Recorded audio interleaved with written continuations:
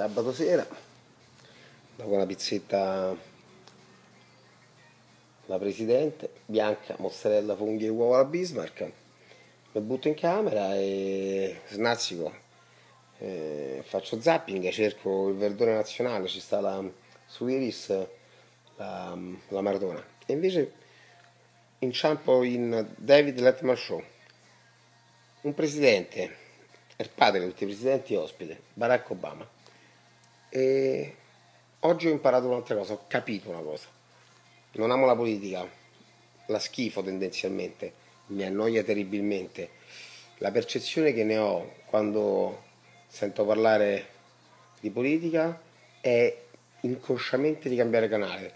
Mi annoia, il linguaggio utilizzato è volutamente incomprensibile per non far capire, per far pensare e far credere di essere, ma in realtà per non far capire, per essere criptici e incomprensibili e quindi per poter portare correttivi e allungare il brodo.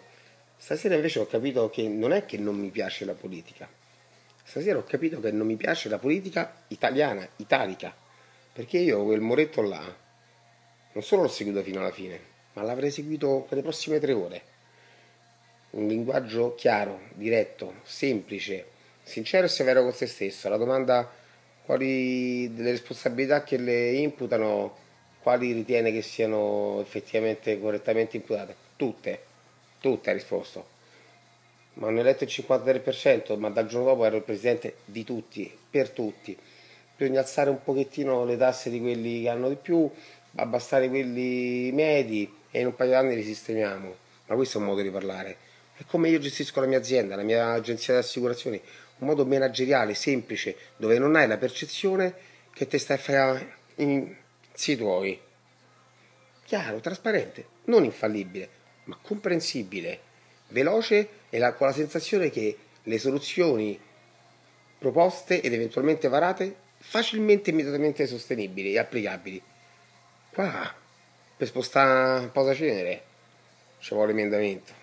E stasera ho capito, non è che non mi piace la politica, non mi piace la politica italiana e non è un motivo di ostentazione positiva.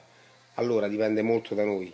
Io politica non me ne occupo, ma o scastriamo sto modo di essere e di fare, oppure famo per gioco non nostro. E a me di giocare per il piacere degli altri non mi va. Secondo te sto male?